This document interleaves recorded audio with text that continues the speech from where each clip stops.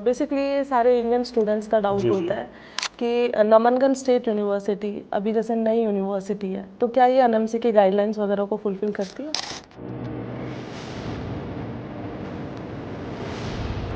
Sir exit Uzbekistan exam. में मतलब generally ऐसा बोला जाता है कि एग्ज़ाम है ही नहीं। और सर यहाँ पे इंडियन स्टूडेंट्स के लिए और क्या क्या फैसिलिटीज़ दे रही हैं? बेसिकली एक और पेरेंट्स का डाउट होता है जी जी। कि बच्चे बाहर जा रहे हैं, तो वहाँ पे बच्चों को मेस मिलेगा या नहीं मिलेगा, हॉस्टल की फैसिलिटीज़ कैसी मिलेगी? तो हॉस्टल में अगर मैं सेफ्टी की बात करूँ तो बीइंग अ गर्ल मैं बात करना चाहूँगी। पहला पॉइंट जो ये है, जो एक बच्चे को फ़ायदा यहाँ पे पहुँचाना चाहता हूँ, वो है कि जी जी। किसी भी नए कॉलेज में जाने से पहले बच्चों को थोड़ा सा डाउट होता है, तो यहाँ बच्चे किस वजह से आए, ऐसे क्या क्या प्लस पॉइंट्स हैं कॉलेज के, तो शहर कितना ज़्यादा सेफ है बच्चों के लिए, डेवलप्ड है या नहीं है, एक्टिविटी कैसी है? Hello everyone, welcome back to our channel of insure education.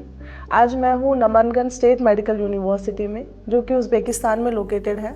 और आज हमारे साथ है डॉक्टर सुजा, जो कि एक्सक्लूसिव रिप्रेजेंटेटिव है नमनगंज स्टेट मेडिकल यूनिवर्सिटी के, and he is also working as an Indian coordinator head. So let's welcome doctor Suja in our podcast. Hello sir. Hello, thank you very much.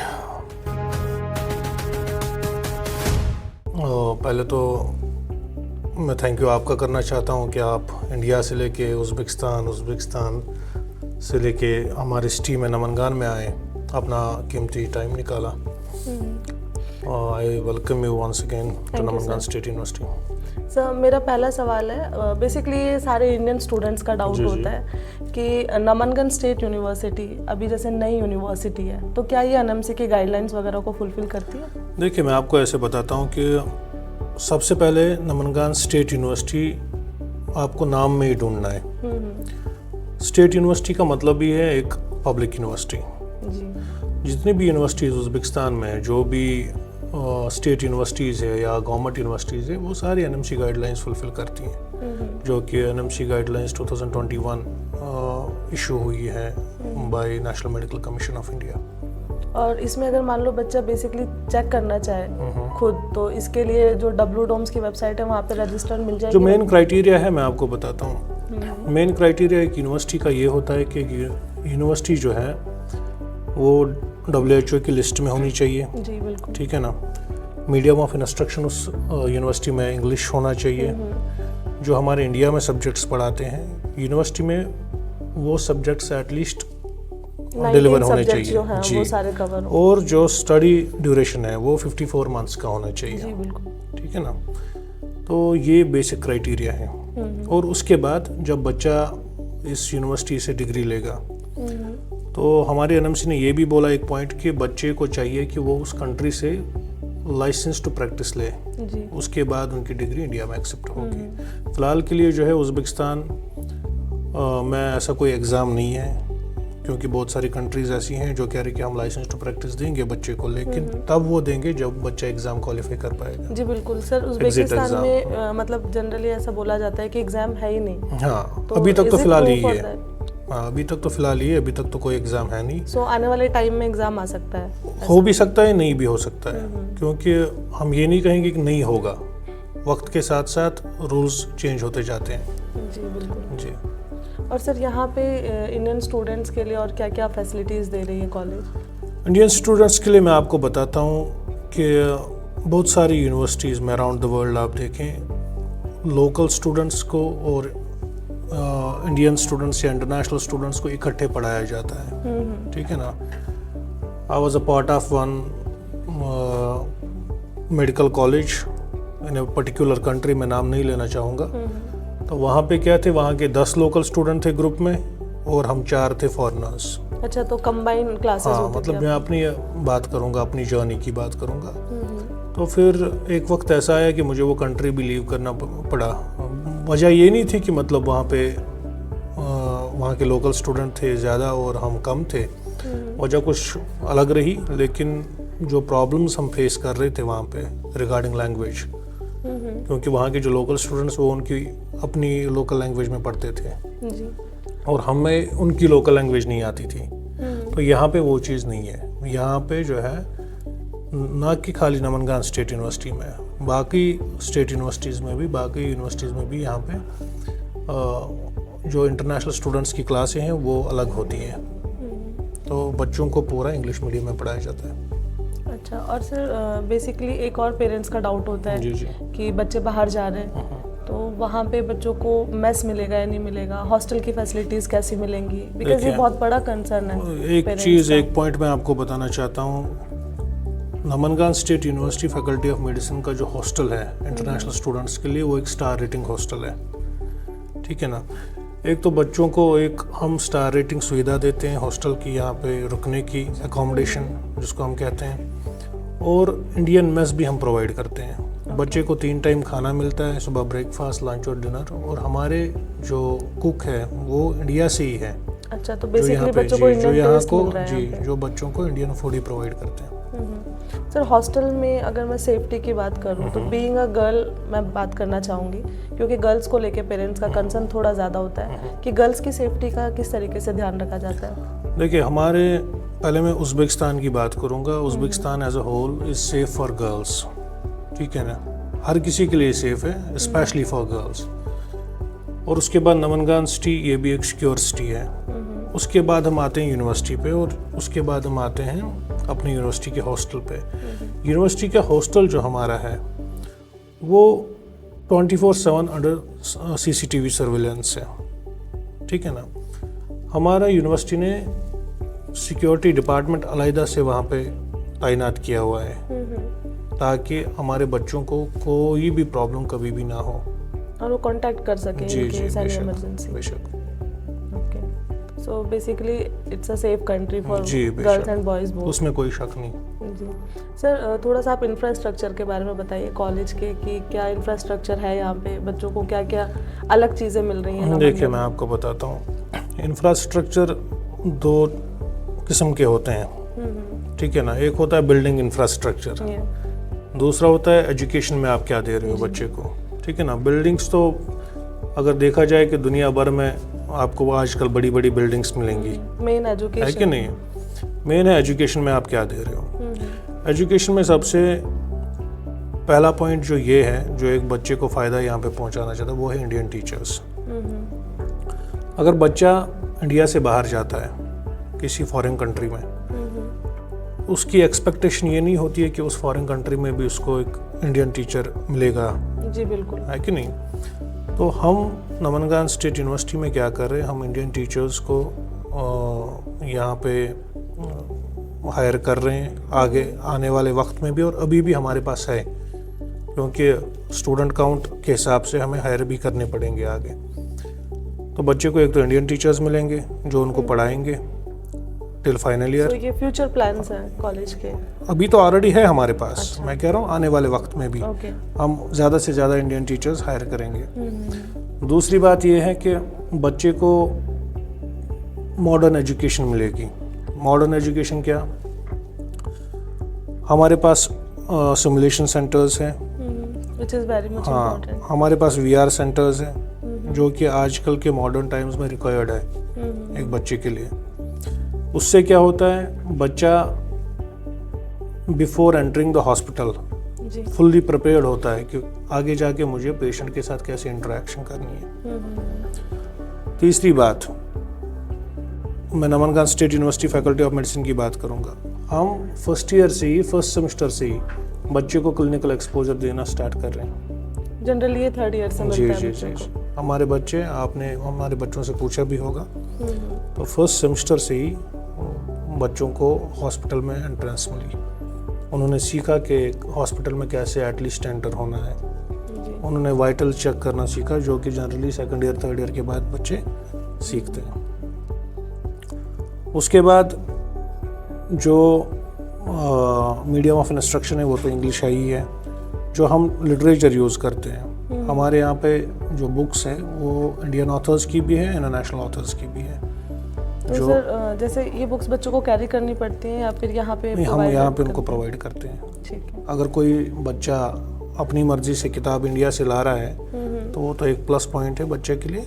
बाकी हम यहाँ पे उनको material देते हैं सारा कुछ। सर जैसे नमनगन स्टेट कॉलेज अभी मतलब नया आया है यहाँ पे, last year he I think बच्चों ने एडमिशन लिया है। नमनगन स्टेट यूनिवर्सिटी का जो है ना, असल में ये 1942 एस्टैब्लिश्ड यूनिवर्सिटी है। ये गवर्नमेंट यूनिवर्सिटी है। इसकी 16 इसकी फैकल्टीज़ है और 46 इसके डिपार्टमेंट्स हैं।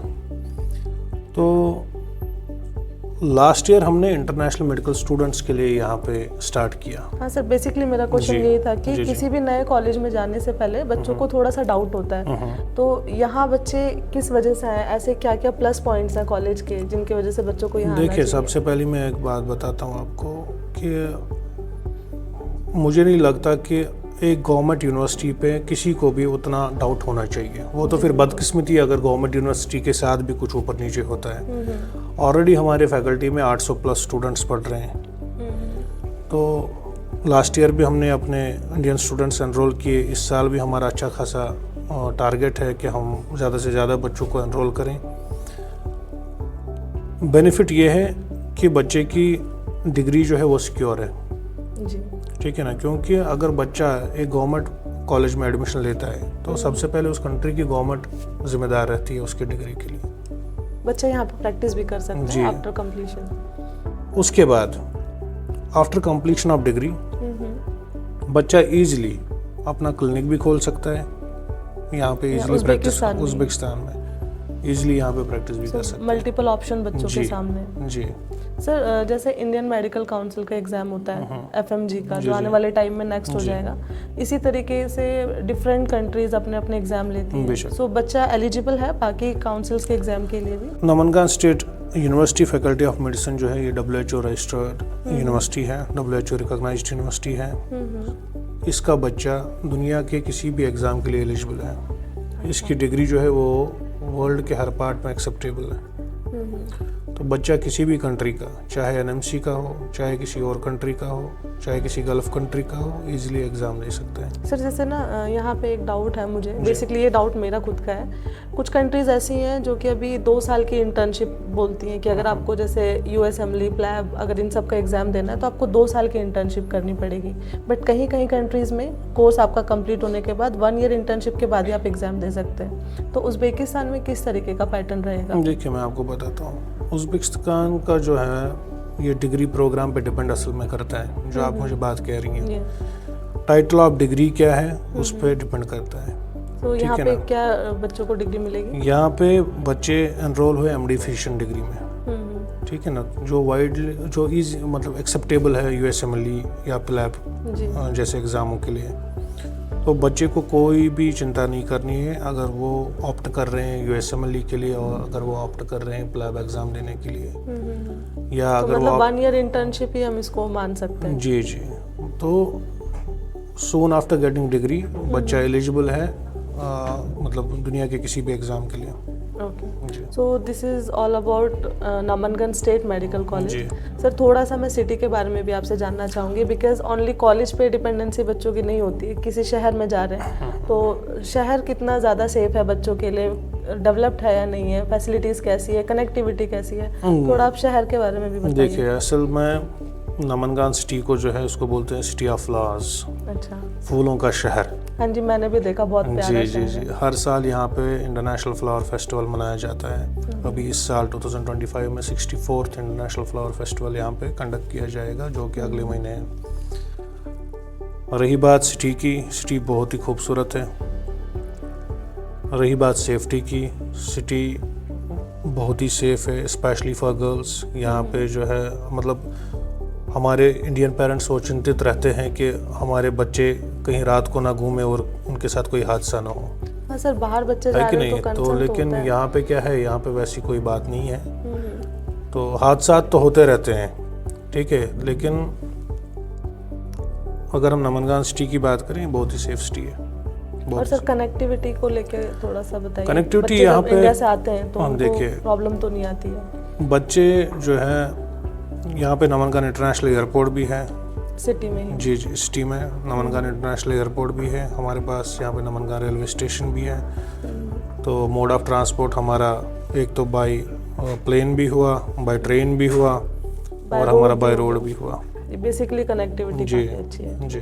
और इंटरसिटी जो है मोड ऑफ ट्रांसपोर्ट, वो तो टैक्सी भी है, और वो यहाँ पे शेयरिंग टैक्सीज भी चलती है, प्राइवेट टैक्सीज भी चलती है, और यहाँ पे हमारी सिटी में ना बस भी चलती है। सो ओवरऑल कॉलेज, सिटी सब कुछ सेफ है। जी बेशक। और सर मान लो इन केस बच्चों को कोई प्रॉब्लम आती है तो डेफिनेटली आप यहाँ पे हैं बच्चों के लिए।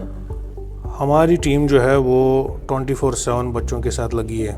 बच्चों के चाहे एकेडमिक अफेयर्स हो, इनके अकोमोडेशन अफेयर्स हो, या कोई भी मसला मसाइल हो, बच्चा हमें जो ही नोटिफाई करता है तो उसका मसला हल, उसका matter with in 24 hours. With in 24 hours क्या, अगर वो कोई बड़ा मसला हो, छोटे छोटे मसले विद इन 10 मिनट्स 15 मिनट्स ये हल हो जाते हैं। एंड सर एक लास्ट क्वेश्चन मेरा है, जैसे उज़्बेकिस्तान इस्लामिक कंट्री है, तो बच्चे जैसे मान लो अगर मुस्लिम नहीं है तो उनको थोड़ा ये डाउट होता है कि कहीं वहाँ पे हमारे साथ डिस्क्रिमिनेशन ना हो। नहीं, मैं आपको बताता हूँ, उज़्बेकिस्तान मैं बहुत सारी कंट्रीज़ में घूमा हूँ। उज़्बेकिस्तान एक ऐसा वाहिद मुल्क मैंने देखा जहाँ पे कोई भी डिस्क्रिमिनेशन किसी के साथ नहीं होती है, चाहे वो मुस्लिम हो चाहे वो नॉन मुस्लिम हो। मतलब रिलीजन को लेके बच्चों को कोई भी नहीं।